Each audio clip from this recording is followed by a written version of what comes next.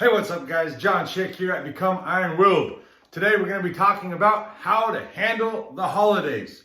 But before I get into that, I would like to ask that if you are enjoying the channel, if you like today's video, that you would please like it, that you would share it, and that you would subscribe. Also, if you hit the bell, it will notify you anytime I post new content. So again, please share this and subscribe.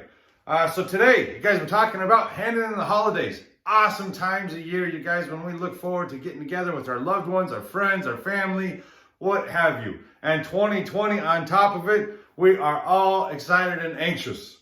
So I want to talk about a few things. First off is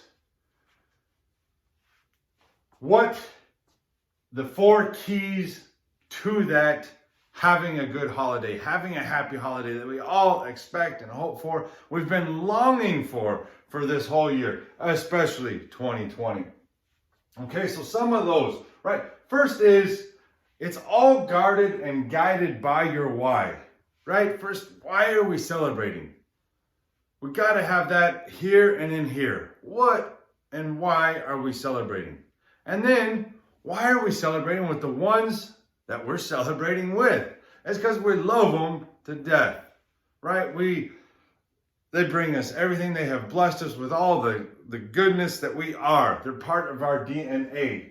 Okay, so we want to bring all those whys to when we go into holiday. Okay, first thing, okay, 4 keys to success. The first thing is I have to be intentional with my thoughts, with my thinking, right? Sometimes we go in and we just are so happy and we don't plan, and then it didn't go how maybe I had thought it might, right? So I want to be on purpose with that thinking. That is my plan. That is right now, right? We're a week before Thanksgiving.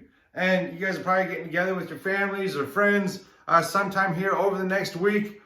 Start putting things in detail, things that you need to get done before then, that you would set aside X amount of time, and that you would have time to spend with your loved ones, activities that you're going to do. So be very intentional with that thinking, right? That is guarded and guided by those beliefs, right? That conviction, all those things that you believe in, right? That make you who you are and where you're going.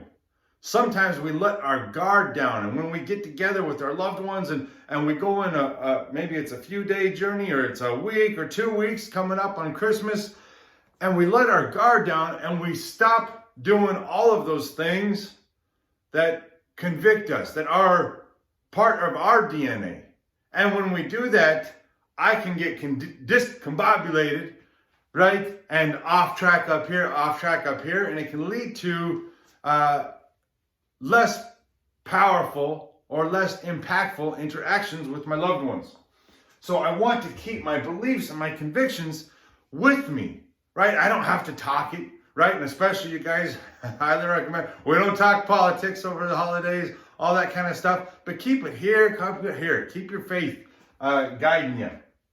Okay, so that leads to purpose in action, right? We plan it, right? I thought it, I believe it. Now, I might be on someone else's turf. That's okay. I might be at my parents' or the in-laws or wherever it may be. Okay? I still have to have, with my plan, those actions that serve the purpose that I intend. Right? What am I trying to get? Why do I want to get it out of this holiday?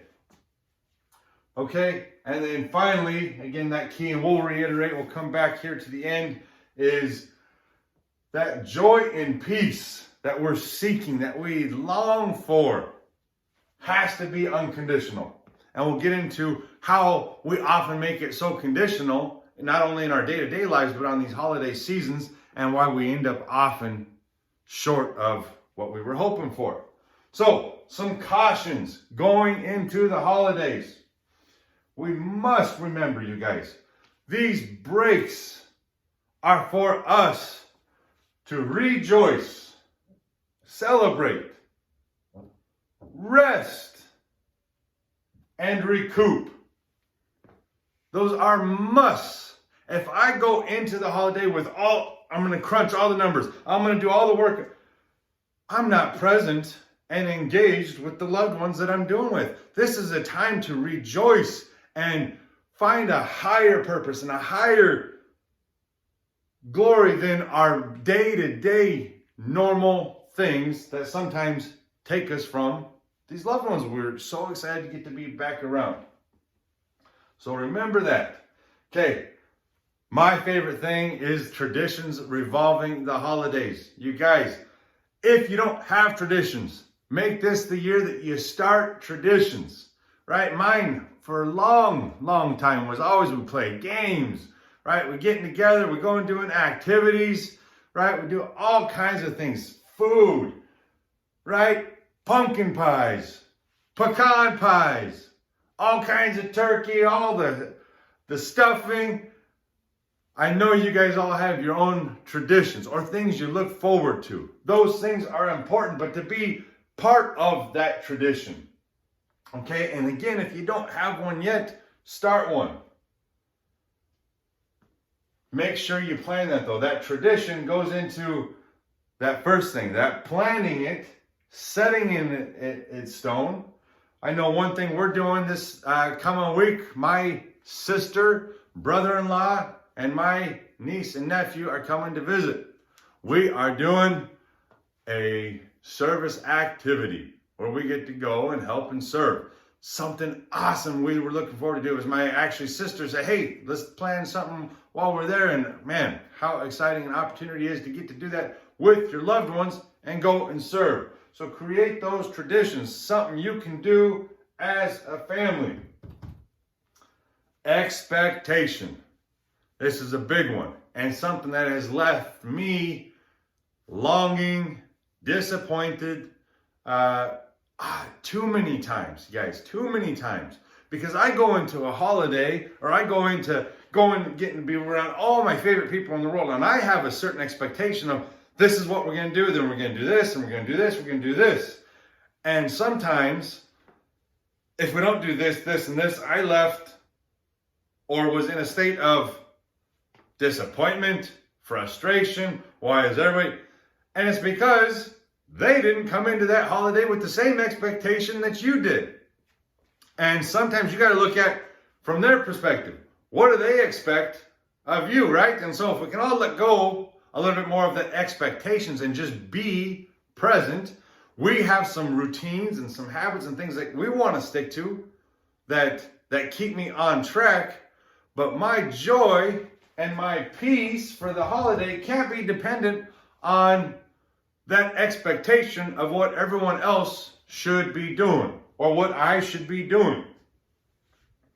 Okay? So we have to watch, be careful and wary of our expectations. All right, habits and routines are always a big one on every day of life, right? But our habits and routines during these holiday seasons, sometimes we can really let our guard down. And it's good. We want to celebrate. Okay, but one day or multiple hours turns into a day, turns into a couple days, turns into an off week. And all of a sudden, if I'm out of a habit and routine, one, I might create new and worse habits and routines. But all of that fluctuation of all that sugar I'm putting in, all the late nights, right? If I'm, which is awesome. We want to have that time with family. But if I'm not careful, I got too many late nights in a row. And then I got early mornings. And I'm trying to fit everyone else's agenda in. Well, what's going to happen? Everybody's going to get on edge. Right? Everyone's going to be a little more grouchy and irritable. My energy levels are going to be down, and that can affect my joy and my peace. So very, very important to just really guard those habits and routines. Those that you have that drive you every day. And here's a big thing. If you aren't living the habits and routines that you want to have right now, we are coming into a season, right? Thanksgiving, Christmas. where there are a lot of temptations. It is an opportune time to grow in the virtue of self-control or prudence, right? As we go into the 2021, where we will all are looking forward to starting off on the right foot. So it is a great time to maybe not fast or say no, but to harness those habits and routines. And while you're away from your normal everyday routine, start setting new routines and habits. Okay, this one is important. It has deeply affected me in my life. It is something that I try to focus on, but is this being present, being engaged, being intentional, being on purpose. We all have a tendency, we have these cell phones, right, that I'm constantly on all the time. And what happens is, we've all seen it. We'll be in a group with friends, and if they weren't there, I'd be texting them. But all of a sudden, I'm now with a group of friends, and now I'm texting somebody else that isn't part of the group. Or I'm calling somebody else. Okay, and if the TV's on, and I'm watching that. Football's on.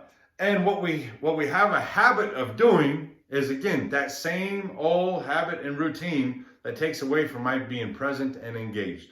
And so I would ask you, what you are subliminally telling everyone in the room is, if you are on your cell phone, that what you have to say, what you have to go have going on is not that important. Right?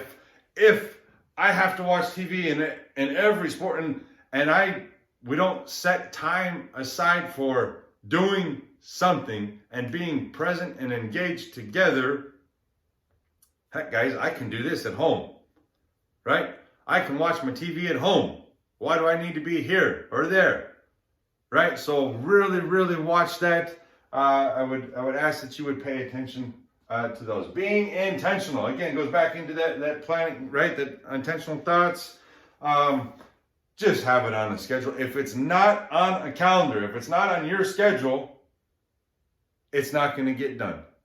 And remember, not everyone is going in with the same expectation that you are. So you have to have some things that say, yeah, no, I'm up for all of that. But I know me, and so I have to do this, I have to do this, I have to do this. And you don't have to tell everyone. It's just part of your calendar. And so if that's the workout, which if I'm not working out, and if that goes more than one day, you don't want to be around me. So that's got to be part of my deal, right? So it needs to get on a calendar, and it has to be set in stone. Be relentlessly on purpose, right? Cut out as much cell phone, as much electronic activity as possible. Break the redundancy of what our normal is, and let's get present and engaged with our families, our loved ones, and celebrate, rejoice, rest, recoup. Okay? And then the last one I will really caution you of is that idleness. It is a time for rest, right? But too much idleness, right? What's the old saying?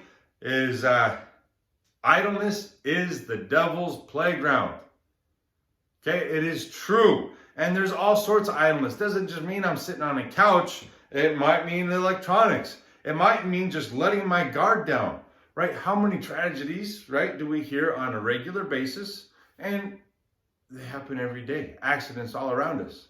Okay, but they go up in the holidays because people are letting their guard down, right? So if we are overindulging, or I'm getting away and I'm getting with my friends, or whatever it is, still use prudence. Okay, I'm not saying don't have some time where you cut loose with your loved ones, but still hold each other accountable and have things in place so that we're not letting that guard down. It is the devil's playground, right? The devil is like a roaring lion waiting for somebody to devour. Okay, so let us keep our guard up. All right, so those are the cautions and the don'ts, right? You've heard me talk about it. It is extremely important. We must schedule it. We must plan it, or it won't happen, or it won't happen how I want it to, when I want to, what fulfills me. So again, we got to go in with less expectation and enjoy being present and engaged with our loved ones. Enjoy the celebration that we're about to have, and especially with Thanksgiving, rejoice in all the things that we have to be thankful for. We have so much, you guys, so much to be thankful for. Let us rejoice and be glad and be thankful. Okay? But there are some things that you know that are a must, that have me going towards my end. That's heaven bound. That is my goals, the things that fulfill me in a day. And if without, I don't have this joy and peace, they need to be on your schedule and plan. So you need to schedule and plan the activities. Okay? Our charitable activity. We are, I know we got a beach day. I know we got some golf. I know we got some games that got to be played. Okay? And I know I get grouchy if I don't get enough sleep. So there are certain things that I know that have to be on my calendar. I'm a type 1 diabetic, right? So if I'm going to enjoy all the sweets, either I got to help my wife and use a lot more sugar-free cooking, or I really got to be on watch on what I'm doing there, right? We must schedule and still keep our prayer and Bible routines. Okay? Must. I'll get into this here in a second, but it goes into that. Exercise. Plan it. Schedule it. Play. Plan it. Schedule it. If it doesn't, we have 5, 10, 15, 20 different people. And when everyone is on this world and the TV world and just enjoying, well, you'll go and nothing will get done. You'll sit and you'll watch TV and you'll do, and hours, literally hours will pass. So schedule it. And again, don't expect that everyone's going to be aligned with you and want to do what you want to do, but don't let that distract from what fulfills you and brings you that joy and peace. Okay, schedule that play, schedule that rest, right? We all really need that 7 hours of sleep. It is very, very important. Now, I don't expect that you're going to be getting 7 hours of sleep on the holidays, but just know that however many days I go where I'm not getting it, that minimum, it will affect your mood. It will affect your personality. It'll affect your hunger, right? It affects my chemistry. So now I'm more hungry. So now I need to snack more. And then it continues to do this playground with your chemistry. All right? So those things are important. So this relationship diagram, right? You say, oh man, he's boring. He's talking about prayer and Bible and holidays. Okay. This has become one of my favorite things. Those of you who have seen it or introduced me to it, I thank you. Imagine this heart, right? This is my bride now, right? This is my wife today. She is the center of my life. And therefore, all the other things in my life are in check because my joy is on her. Okay? But let's go to this diagram here, where when we were first dating and courting, and, you know, maybe now we were together a long time, but you still got your buddies. You still got your activities. Work, play, school, all of those other parts of you. And your wife is just, at that time, your girlfriend is just part of that activity. It's just part of your routine, but she's not the center of it. You end up leaving yourself unsatisfied for multiple reasons. One is, she's not going to be very happy. And if we treat her like we do church and only go once a week when something else more important isn't going on, she's left out here. So she's not happy, and then you're not happy. And then all of these other things don't quite make sense because I'm off, right? But once I decide I don't need to please Jack and Joe and Jill and all the other people, is I want her to be the center of my life. And I want to make her happy. And because when she's happy, I'm happy. And everything else about my life makes sense. Well, think about the same thing with your holiday, right? The two bookends of the Bible is Christ, is God, and marriage. He wants us at the center. He wants to be at the center of our life. But we so often, at these greatest opportunities to have him right here at the center, I go into the biggest events of my day, of my life, of my year, and we forget to bring Christ with us. Right? So I go into whatever, Thanksgiving. I go into those activities, the games, the charity, you know, but I don't have Christ at the center, and we don't set time for prayer and Bible. I'm going to be unsatisfied. But when Christ is at the center of it all, and then I go about those things, even if those things don't go right, I'm doing great because he's at the center. And when he's at the center, he's happy, and therefore I'm happy. So, very important that we schedule and plan and still keep those routines that make us who we are. And guys, I can't tell you, it is November. I actually got a birthday coming right up here. November's a great month, but we have so much to be thankful for. Don't let the world and its empty promises and the distractions and the evil one destroy what you know you are so abundantly blessed with. We are abundantly blessed. I am thankful every day for the people who have been part of my life, for my family, for my upbringing, for my conditions, because the cross has always brought blessing into my life. The cross is the way. So bring the cross, bring Jesus Christ with you this holiday, and I am thankful for all of you guys tuning in. Again, I would ask that you would become iron-willed and that you would like, subscribe, and share. Please ring the bell if you want to be notified when I post new video content. And God bless you all. Have a happy Thanksgiving.